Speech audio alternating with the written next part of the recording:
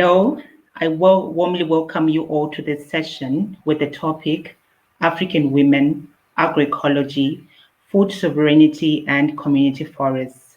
My name is Gertrude Charai Jepson. My spirit recognizes your spirit.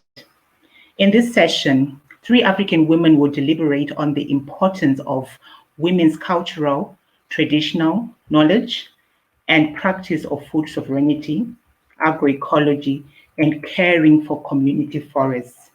They will explore how land grabbing for industrial agriculture, often promoted by developed countries and financial institutions, is an increasing threat to the entire continent.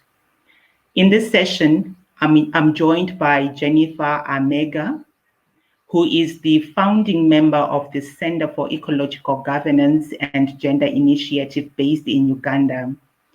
Jennifer coordinated governance activities with Indigenous communities to strengthen their cultural governance system, defend community food and natural heritage rights through revival of Indigenous knowledge. We also have Edna Kaptoyo, who is with rural communities empowerment program based in Kenya. Edna is an Indigenous people's rights and climate and gender justice advocate. Last but not least, we have Rita, Uwaka, working with the Environmental Rights Action, Friends of Earth Nigeria, member of the Gender Justice and Dismantling Working Group of Friends of Earth. Rita is a campaigner, researcher, environmental gender justice, and community activist. We'll give each of these a few minutes to help us tune into the knowledge list of African women who grow nutritious food, use and protect medicinal plants, select and exchange seed, establish vital community seed banks, provide livelihoods, and support the local economy, head forests, many of which are sacred, and replenishment and watersheds, sharing knowledge to address their maintenance. In the discussion, I will ask Rita to share her thoughts. Over to you, Rita.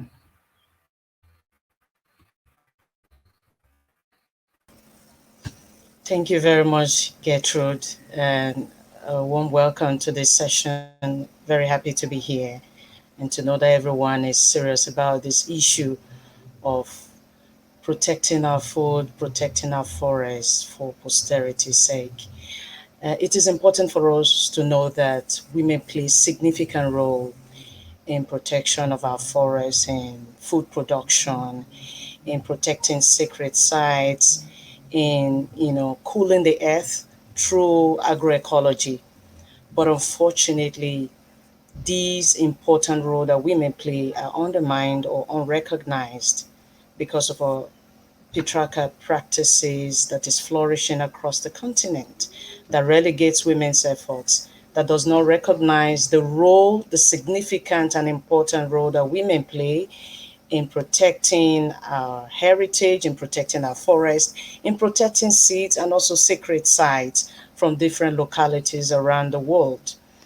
Today, women take key role in trying to protect our environment, in putting food on the table of their families, in adding value to the food chain, and also in sustainable management of our forests. But most of the time, they are not being recognized. And there are a lot of factors that threaten their existence, that threaten their livelihood, support to their families and those that fall under their care. And one of these threats is the influx of transnational companies into Africa. We're beginning to witness huge companies, all in the name of development. Our governments are giving away our lands, our farmlands, our forested landscapes to transnational companies.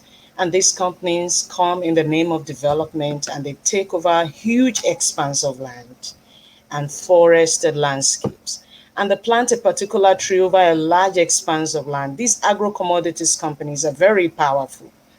They come with different, problems resulting to truncation of people's livelihoods with differentiated and aggravated impacts on women. There's eviction, there's pollution of surface and underground water bodies that women fisher folks depends on for survival. And this is affecting also, water sources that most of these community people depend on. Women who are farmers, their lands are taken away from them. And also the issue of land ownership is a very critical issue in Africa, that most women do not own land. They're busy with cultivation, they're busy with food production, they go to the local market and sell their products. The contribution they make to their family from the funds they derive from selling the products is injected into the family, is injected into the economy. But most of these efforts are not recognized by women. Industrial agro-commodities business is one of the biggest threats to food production and to community forest management in Africa, because they are ravaging a lot of farmland, taking away forested landscapes, causing social, environmental, and gender impacts on communities, especially women that bear the brunt of all of these problems. We're also beginning to see OSP with the oil exploration activities going on in different parts of Africa, especially in the Niger Delta, where I'm speaking from. Huge volumes of oil spills are spilled into different farmlands. They flow into streams, into rivers, and these destroy crops, destroy aquatic lives, destroy fishing ponds of women fisher folks. And what this brings to them is penury, is sicknesses and diseases, is a loss of livelihood, and it has multiple impacts on women and those that fall under their care. We're also seeing, all in the name of development, we're also seeing threats like mining in forested landscapes, mining in different landscapes where women are farmers, where women cultivate crops for sustenance and to add to the economic development of their local food system. And these mining activities, brings us a lot of poisonous substances and chemicals that pollutes not only the farmlands, but also underground waters, also pollutes diverse ecosystem. The fragile ecosystem of the Niger Delta is being polluted every day, and every living day that breaks, people are suffering from multiple impacts. Women have to go with their canoes deep into the ocean with threats of ocean tides and waves. Some of them don't come back because they can no longer fish in their immediate environment. All the fishes are gone and dead. We are now beginning to see floating fishes. We are seeing farmlands that are no longer yielding as they used to because they've been poisoned. The soils, the water, the animals, everything has been poisoned as a result of the substances that emanates from either OSP, either agrochemicals from industrial plantation companies that spill into different landscapes, impoverishing women and those that fall under their care. We're also seeing logging in the name of development. We are seeing African government and authorities bring in logging companies from different parts of the world, from China, to come and take over our forested landscapes. And we may rely on this forest for medicinal needs. We have local midwives who are dependent on leaves, who are dependent on wild fruits to take care of their immediate environment, to take care of the people that depends on them, to take care of pregnant women. So the local pharmaceutical needs that the forest brings are no longer there because most of our forests are now being brought to their knees as a result of the influx of transnational agro-commodities companies who have turned our forest into plantations. We're also seeing a lot of oil pipeline being installed in different parts of Africa, transporting crude from one station to another. And when these oil pipelines are laid, large tract of forests are cleared, farmlands are cleared. We have different kinds of pipelines crisscrossing different communities in Africa. This is a sad reality, and it has continued to pose a lot of social, environmental, and gender threats and injustice in different areas and landscapes across Africa. Women are better custodians of seeds and our forests, yet they suffer the most impacts when lands are grabbed through corporate capture of, of their communal lands and resources. They are the worst hit when the forest is cleared. And who is the worst hit? The women. When our streams are polluted, who becomes the worst hit? The women and those that fall under their care. When our livelihoods are cut off, who suffers? The women. So these are the things that women in Africa are facing, and in the midst of all these challenges, their efforts as protector of seeds, as custodians of forests are not recognized. We are beginning to see that despite these threats, we are beginning to see more financial institutions, developed countries around the world are giving financial support to these companies. For example, the agrocommodities company, they are furthering their expansion projects because they are getting a lot of financial support from international financial institutions in Europe, in America, in different parts of the world to further their expansion project in Africa at the detriment of community people, at the detriment of our environment and climate, especially our women that remain the worst hit when lands are taken away, when lands are grabbed, when forests are brought to their knees, when our waters are polluted, and when different social and environmental injustices flourishes. We are seeing differentiated and aggravated impacts on women. Uh, we see the need as Friends of the Earth to support women's role in food production and also in forest conservation because it's key. If we're talking about climate change and we don't make deliberate effort to continue to recognize the role of the women play and also support them genuinely, it will go a long way in making the fight a mirage. We need to support and challenge patriarchal behaviors because that is what is the major thing that is causing this injustice in Africa and other parts of the world. But I think Africa it's very predominant in Africa because it's more like a norm. Patriarchal behaviors is more like a norm. Where places where women do not own land, where women do not have access to land, they access to till and continue to till the soil and cultivate, but they do not have access to land.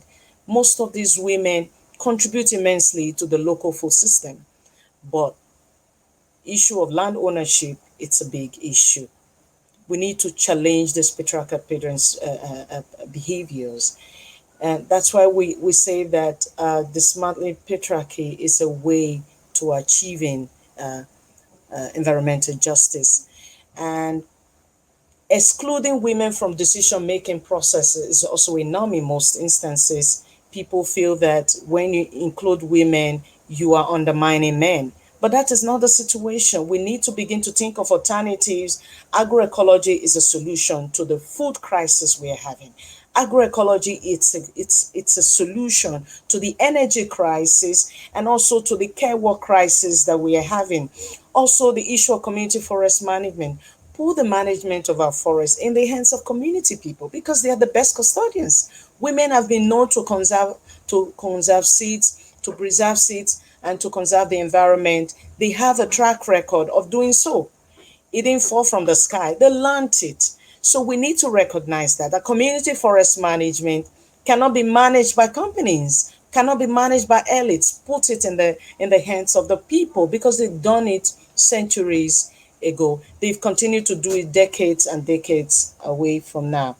And also the issue of gender justice. We're talking about the issue of climate crisis. We cannot be talking about environmental justice We cannot be talking about climate justice without environmental justice. We cannot be talking about environmental justice without gender justice. And we cannot be talking about gender justice without women. So it's key for us as activists, as human beings, to recognize that the way forward out of this energy crisis, out of the food crisis and care crisis, is to give support to women in food production, in the management of their forests, and all forms of support that we can give them in actualizing our desired goal of an environmentally just society that is responsive to the needs of women, that supports women's leadership role and decision-making processes relating to land, relating to forest management practices, and all other opportunities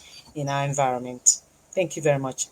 I important points there. I like the fact that you raised the issue around lack of recognition of the role of women in keeping the sacredness of Mother Earth, where we depend in terms of supporting our life forces. So thank you so much for pointing out those key important elements. Perhaps we can now call upon Jennifer to share her thoughts on this topic. Jennifer, over to you. Yes, thank you so much, Gertrude. I'm really happy to be part of this conference. And good morning, good afternoon, good evening to everyone over there who is listening. Once again, as it has been mentioned, my name is Jennifer Amejja, working for Center for Ecological Governance and Gender Initiatives, coming all the way from Uganda in East Africa. Happy once more to be part of this. I'm going to speak about rural women farmers, their experience in practicing indigenous farming, which is agroecology, some of the threats they face, and a few things that we can do to minimize these challenges that women are going through. Could be I can just talk about food sovereignty. In my community, most have described this as the right of communities to define and determine their own food system and traditional or cultural values that address their nutritional needs. And this is very true about the rural women farmers, the food farmers in Uganda. They are the ones who have the right to determine what to grow, what to plant at what moment, and what to eat on. Indigenous women in Uganda are the custodians of food and seeds. How have they done this? They have practiced agroecology, a farming system that has fed the communities for ages with safe, healthy, and nutritious food. And within our own observation, during our interaction with women, we work with to promote agroecology for true food sovereignty. They have noted that food sovereignty allows them to own their seeds, determine what to grow, when to grow it, where to grow it, and how to grow it. In the process of all these, women have recognized that the principles of agroecology provides them with solid foundation for improving the plant health, the soil quality, and crop productivity. These are some of the few things that I've really recognized.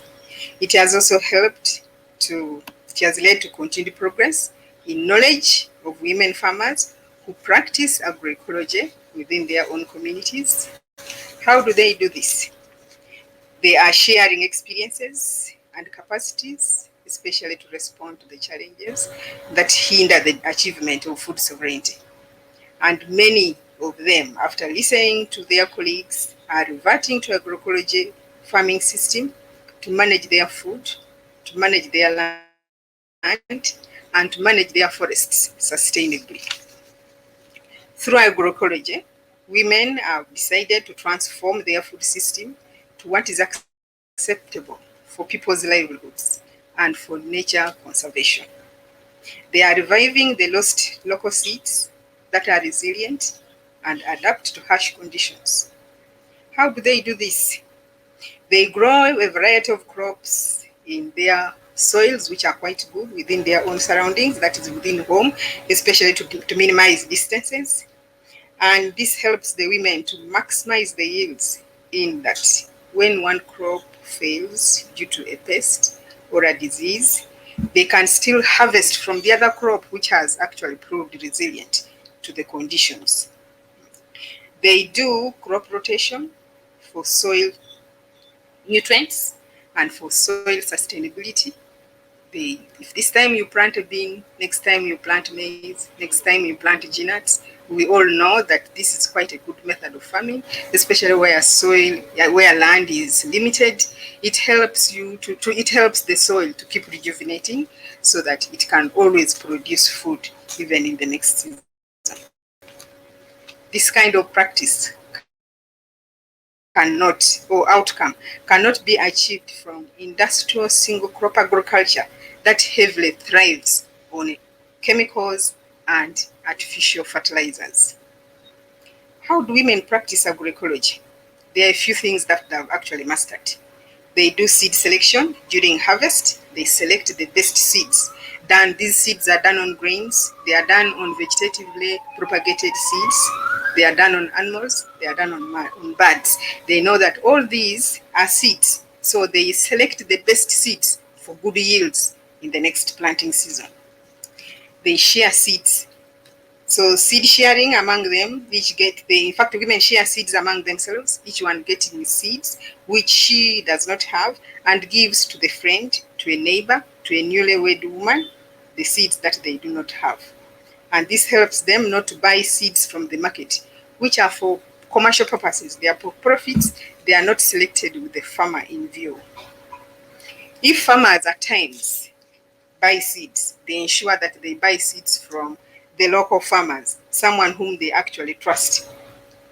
And but we always know that farmers always share seeds within the communities. They don't sell them. Even the one who wishes to sell says no, seeds are not supposed to be sold. That is a cultural system.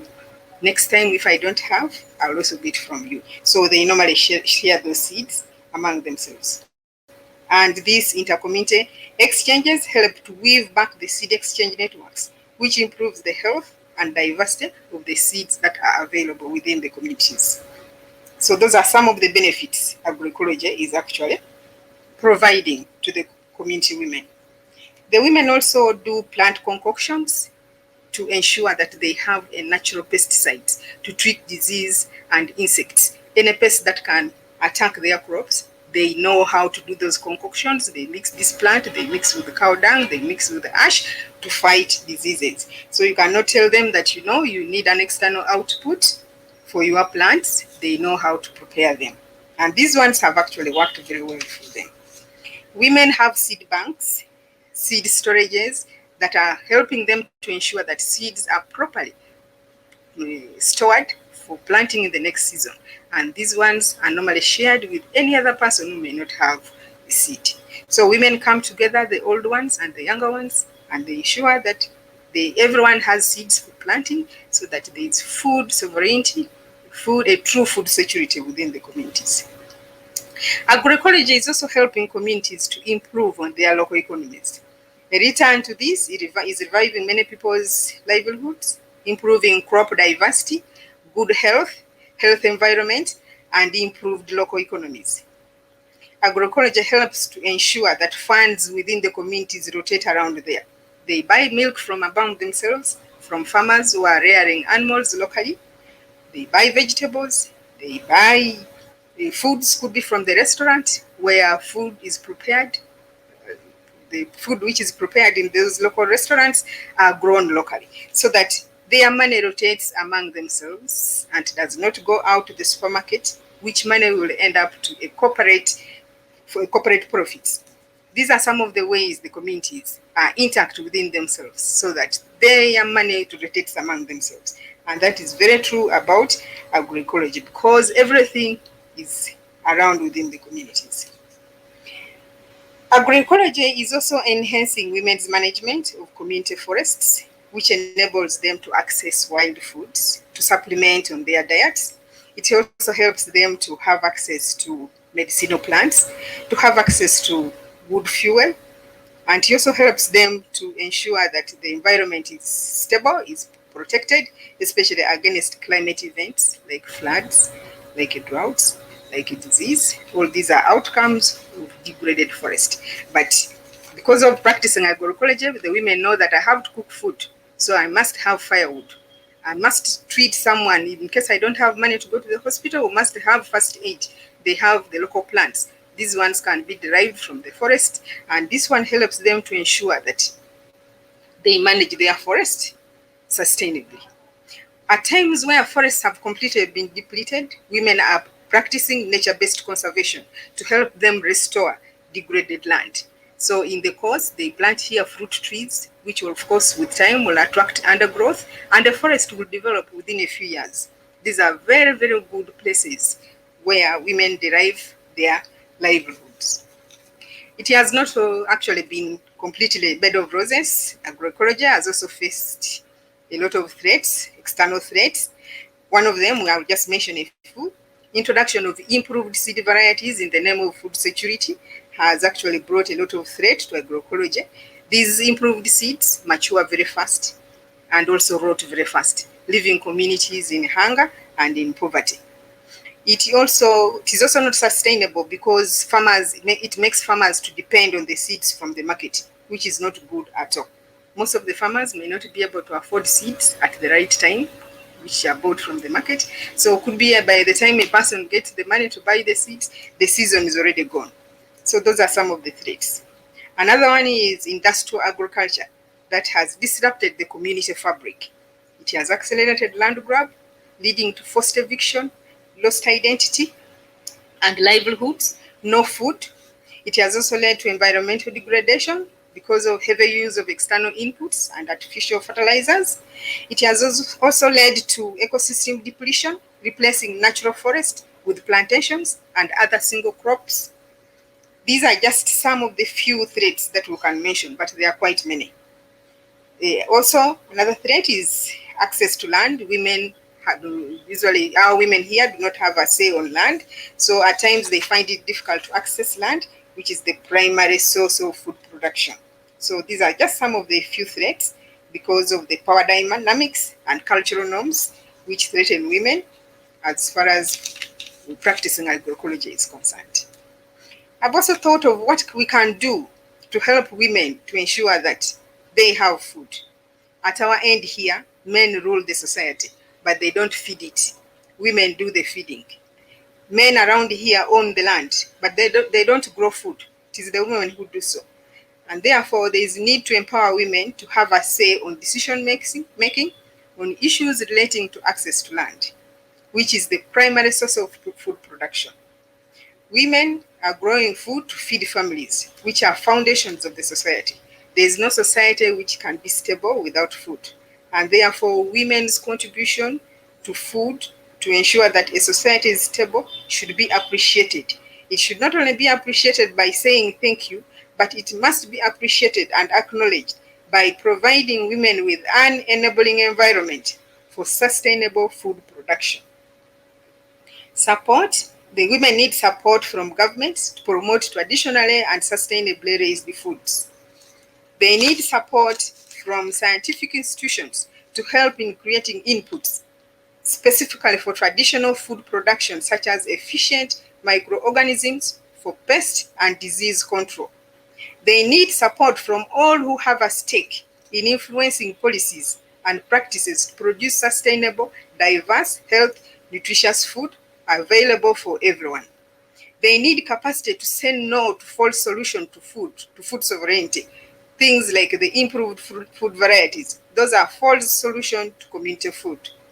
They need capacity to defend their land from speculative land grabbers. Women empowerment, we all know, is very key in dispute resolution, putting them in better position to engage positively with companies and with government for policy implementation. Together, all of us, let us continue elevating the discussion around numerous threats to traditional food systems and the potential opportunities for leveraging agroecology. Through these discussions, let us build the resilience of women smallholder farmers and the agroecosystem they depend on, because agroecology is one of the simple ways farmers are taking care of the earth. Transforming the entire food system is the right move today. As the limitations and ruinous health and environmental impacts of industrial agriculture become more evident, agroecology is the best alternative now to feed the world. Agroecology is our future, it is our life. Let us all promote agroecology farming system. Thank you so much for listening to me. I'll be grateful to hear the response if there are any questions. Thank you so much. We'll take questions at the end of the session. But we also hear Edna's thoughts on the same topic and the entire Edna, over to you. Thank you, Gertrude, for the introduction, and I thank Rita and Jennifer for your insights and perspectives from your region and also for Africa. I'm speaking on behalf of Pastoralist Communities Empowerment Program, PASEP, based in Kenya, that works on the sustainable self-determined development of Indigenous peoples in our community. And of course, Indigenous women represent a bigger percentage of population, more than 50% of the Indigenous population. And their livelihood, whether it's pastoralism or practicing agriculture, other forms like farming or fishing, or even though some are from forest-dependent communities, they depend on the interaction with land and nature. And through this interaction, that's where they derive their traditional knowledge, which they've been innovating for a longer time, for millennia, and also passing on this knowledge. And it's this same knowledge that is dependent on the interaction with land and nature, because it has to be sustained, and the practices are sustainable because we are taught as Indigenous women, use for today, but leave some for tomorrow and the future generation. And these sustainable practices of Indigenous women and also their traditional knowledge has enabled the communities to face climate change and also build the resilience of their communities in the different parts of Africa and also in the context of Kenya, which I'm speaking from. I'm going to share a few examples where Indigenous women have been playing critical role in terms of conserving nature, protecting community forests, allowing for soil regeneration, and also supporting for other livelihood options, and also enabling communities to have an income.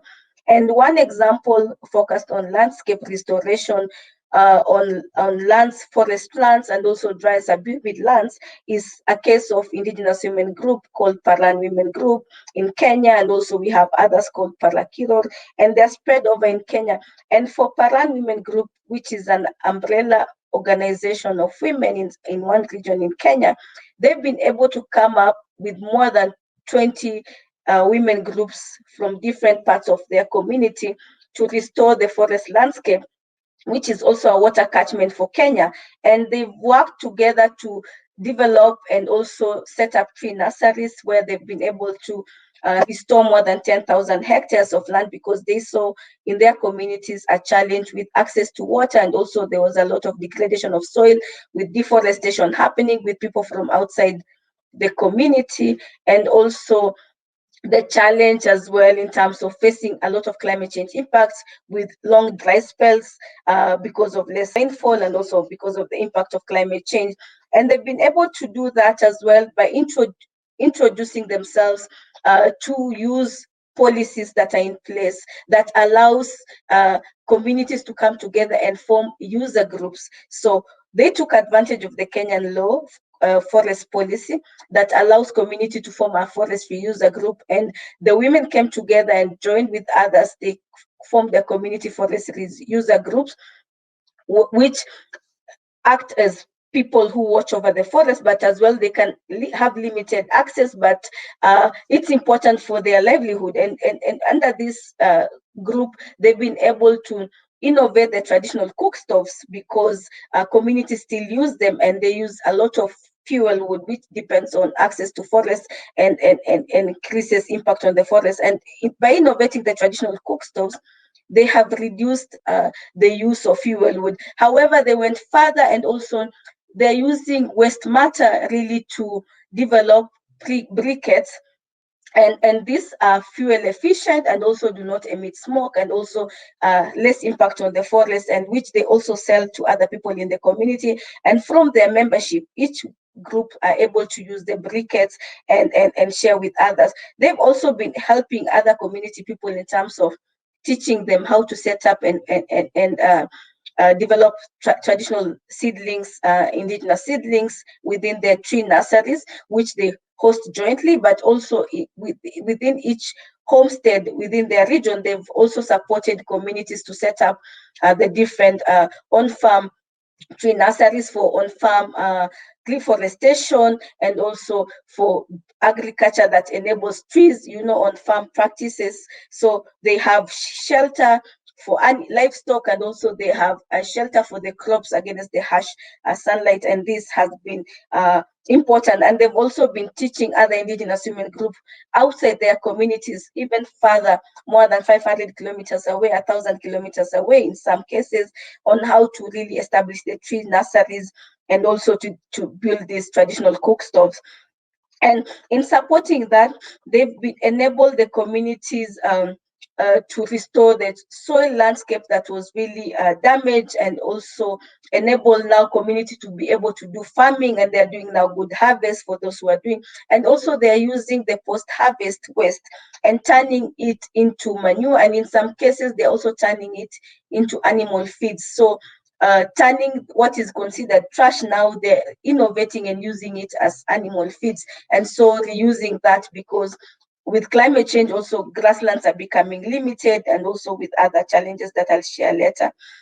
And as we know, for food sovereignty for indigenous people and indigenous women who are really custodian of the seeds, it is important that they use seeds and also have quality seeds that can be planted for the next season. But over time, this has become a challenge, and we've seen in most communities, including my own mother, they couldn't replant one season corn or millet because the seeds they were given did not work.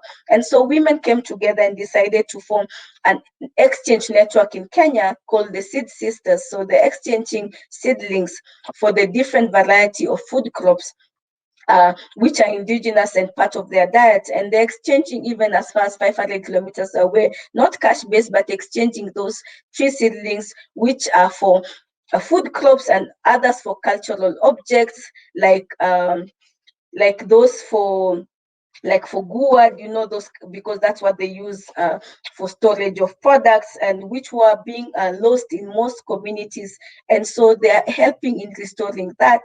They're setting traditional seed banks within their communities. So jointly together, they have seed banks where they're able to share seeds when one needs. And I think Jennifer has also alluded to a similar example in Uganda, where women exchanging not on commercial basis, but really exchange to support the revitalization and restoration of the traditional seeds.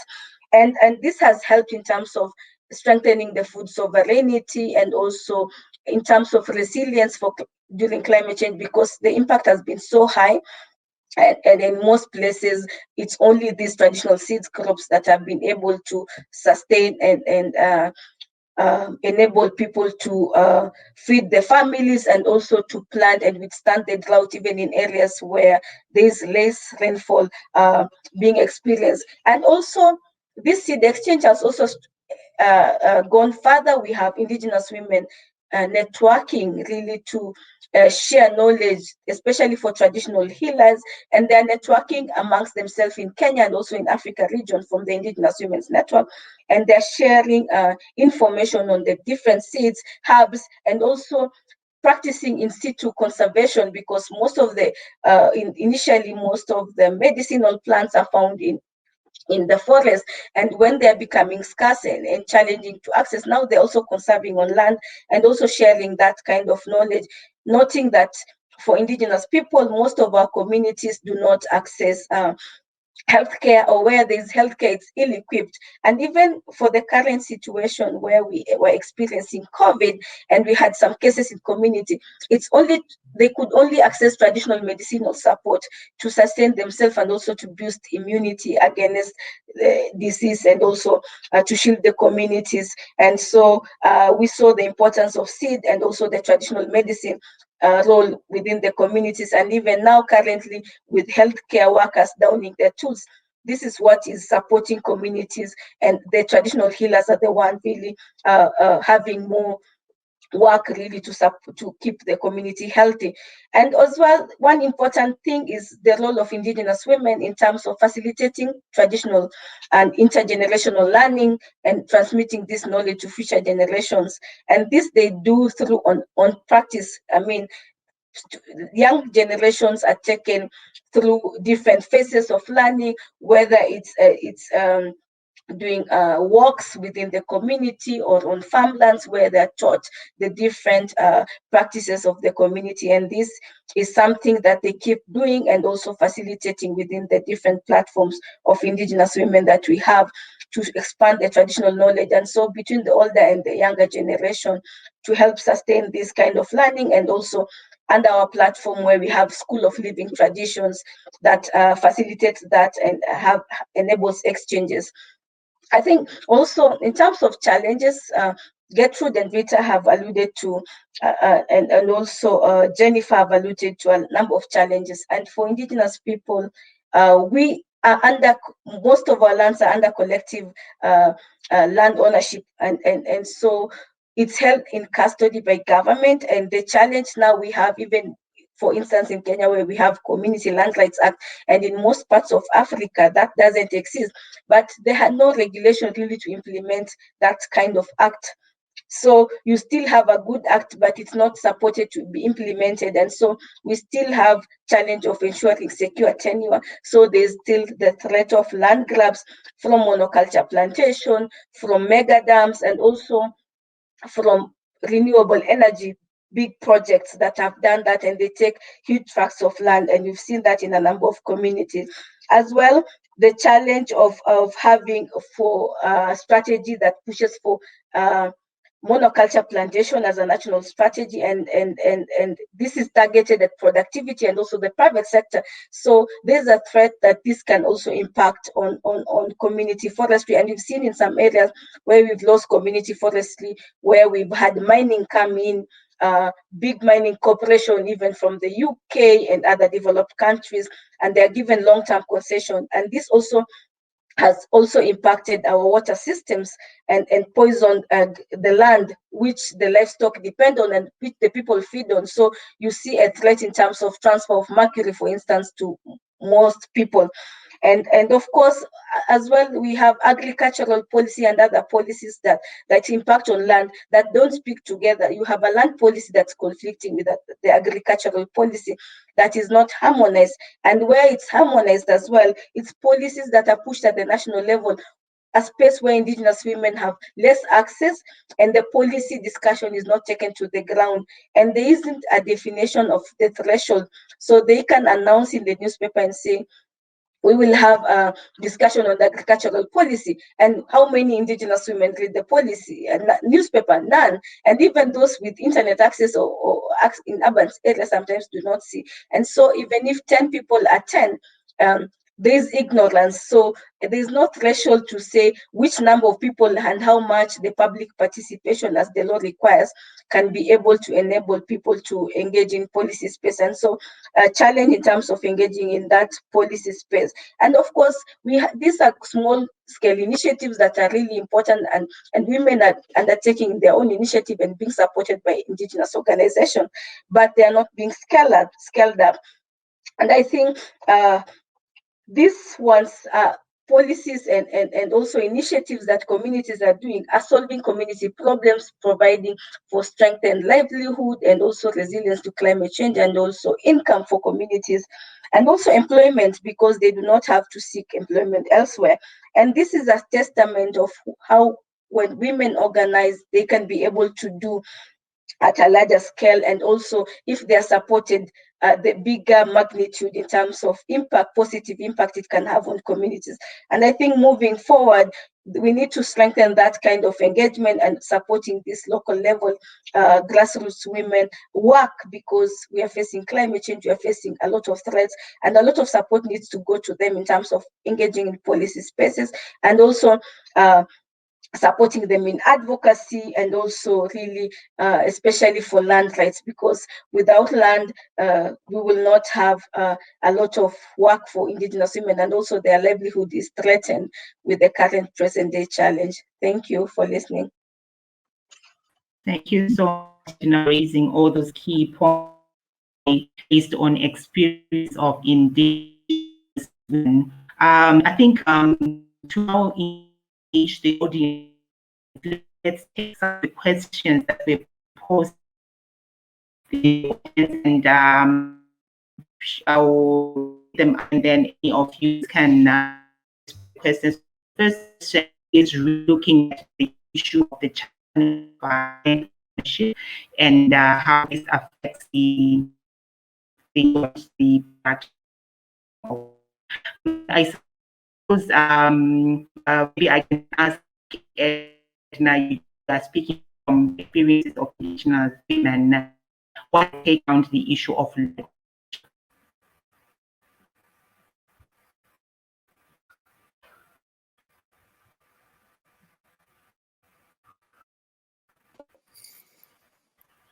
Hello, can you hear me? Hello. Hello. Edna, are you there? Want to make a quick comment on the issue of land ownership? Yes, I can speak a little bit on in terms of land ownership, and of especially from the Kenyan context, because for most of our Indigenous communities, there is a small part that has private land ownership, but a bigger percent, nearly 80%, is under collective land ownership that is held in trust by local government. And in terms of if I got you right, this kind of ownership, collective ownership, was right because we had traditional governance systems in place that govern how we access the land and use as a collective, so both men and women. However, with new law that can allow for that collective land ownership to move into individual, we are also allowed to also have a collective land title.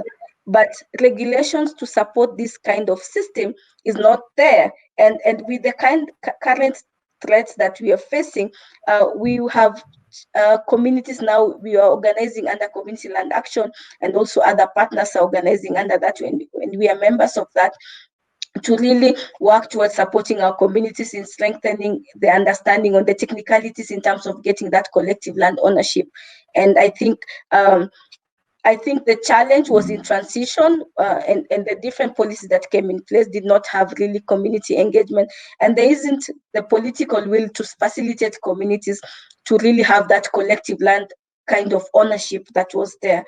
And that is not supported in terms of having regulation. They only have a structure in terms of setting up a lands board, but then that's not supported by other regulation and also other structures that can enable the process to go forth. And so communities are organizing and also having some other organizations working on really supporting community, but as well a threat under the collective land ownership. It doesn't guarantee, even though the law says women can own land, it doesn't guarantee Indigenous women land rights ownership. So we still have that challenge.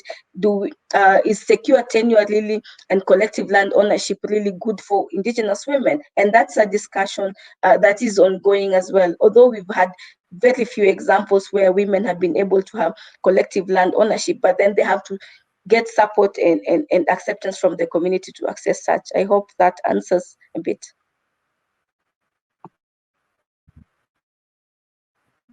I hope that answers it from and as well. Short responses as well, and thinking around the issue of ownership. Responses from you. Take that question to start. Yeah, thank you very much. One of the questions that got me thinking was, how can those from the West best support the vital work, that we're doing? Most of the time, the flourishing land grabs that is happening in the South and in Africa is as a result of the financing from Europe, from the United States, from some parts of Asia and all of that. And that is having serious impact on women. And we need to find a way to build support for women to organize better, and also to expose these financiers that are financing land grabs, that are financing forest destruction, that are destroying local food systems. We need to find a way to expose them. These companies are incorporated in Europe, in America, in different parts of the world, but the operations are in Africa. We need to find a way to bring them to book, for them to become accountable, and also to strengthen the effort of women on the ground.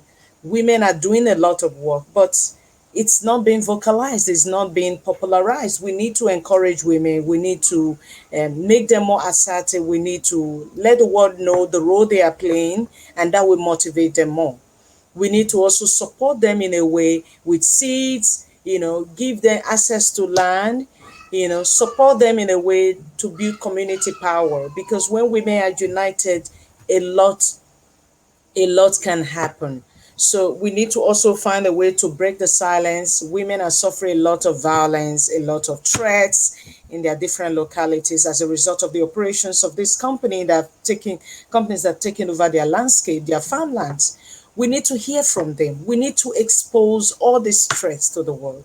We need to give women a voice, because the culture, the environment, the patriarchal nature that they are in is suppressing their voices. We need to organize them and vocalize their struggles, and also to vocalize all the effort they are putting into conservation, forest conservation, and livelihood support for local food system. Yeah, I'd like to end there. Thank you very much. Oh, Gertrude, will you go ahead?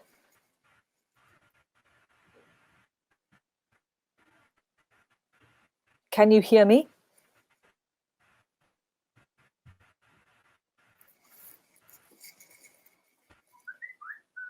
Oh, God.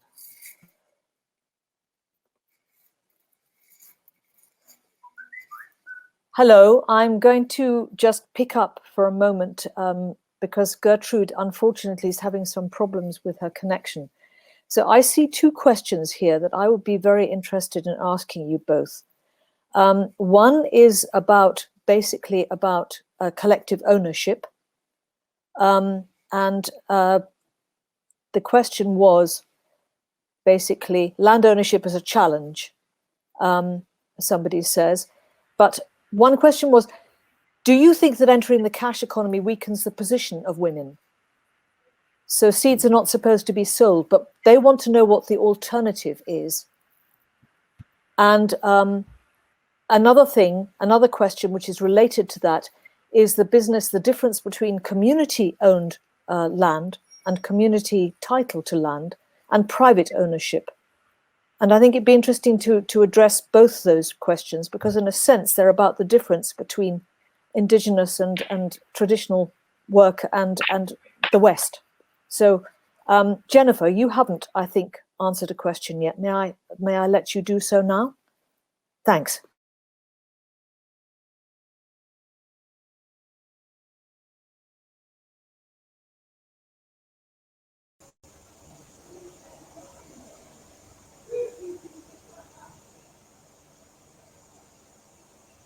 Jennifer, are you there?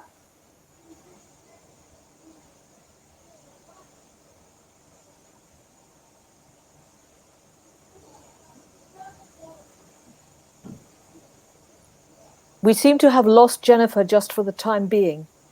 Could we ask Rita, or perhaps Rita or Edna, to say something to that about land ownership and the difference between collective title and private? Ah, she's back. Great. Thank you, Jennifer. I'll leave you to it. Yeah, it has started raining here, so the internet got a bit unstable. So are you hearing me now? Yes. Okay. So answering, I think there are two questions. The one question says, land ownership. Land ownership is a challenge for most women farmers in Africa. and this affects crop productivity. How do we encounter this gender challenge in order to achieve a goal of real farming? Yes, this is true, and I think Edna Rita, I think, mentioned something about it. We all know what is accelerating the issue of land. Land is now a commodity. It is a gold in this end of Africa. Everyone wants it, and there's a lot of money where people think if I sell my piece of land, I'll get money. And men are at the front line in selling the land. So the idea, that now brings in the idea of everyone wants to own land. He wants to own land because he will get something big out of it. But according to the Constitution, it's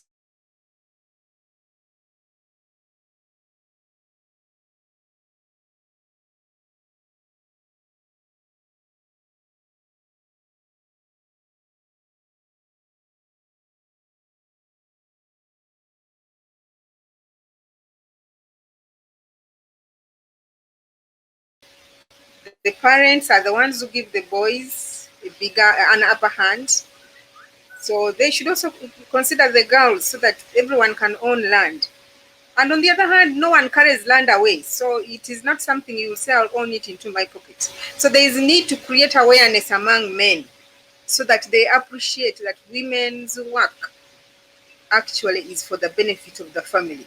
So this one will allow in fact, we have some of the communities we have worked with, who have involved men in these discussions, and I've come to appreciate that it's true. Women are really doing a great job in the family. They are growing food and they grow in surplus. As they grow this food in surplus, some remains as food for home consumption, and the remainder is sold to support the family to get other things, even for paying fees. In fact, women have now taken up the roles of men, of feeding the family and even providing other necessities for the family. So where one mentioned that it means the seeds are not supposed to be sold, no. Women select the best seeds for planting. Those ones, according to the culture, you are not supposed to sell them to your neighbor.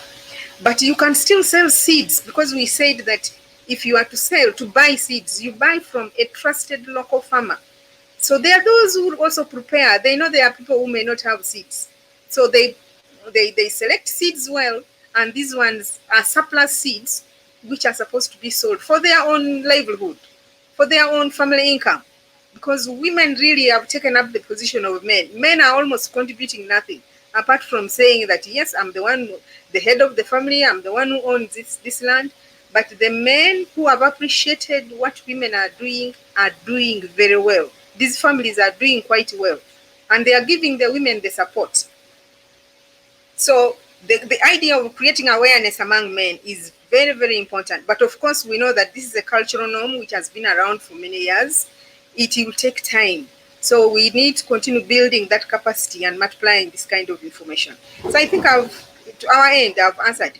But I've mentioned that the Constitution of Uganda says everyone has a right to land. But remember, this Constitution is in the English language. So there is also need to translate some of these things, to summarize them and translate them into local language, which still needs support. And who can do this? This is where the CSOs are coming in. And those who work with individual communities who have come up and who have worked with many people. So some of these communities which have been successful in implementing agroecology, actually the men have given women the support, and they are doing well. Thank you very much, Jennifer. We seem to be running out of time, and I acknowledge the fact that we have not responded to all the questions that have been asked by the audience. So I invite audience to use the follow-up Zoom link so that we continue with the conversation in the follow-up different meeting from this space. But I would like to thank our speakers, Rita, Jennifer, and Edna, and of course to Helena, who helped to manage the session whilst my internet was having challenges. I would like to thank you all for raising those important points about how the sacredness and the role of women is important in the revival of our knowledge, food sovereignty, increasing the resilience to climate change. And of course, we need to tap into the wisdom of African women in order to survive the crisis that we are in. So I encourage the speakers to use the Zoom link, and we can meet in the follow-up session in a few seconds. Thank you so much, and have a blessed day. Thank you too, Gertrude.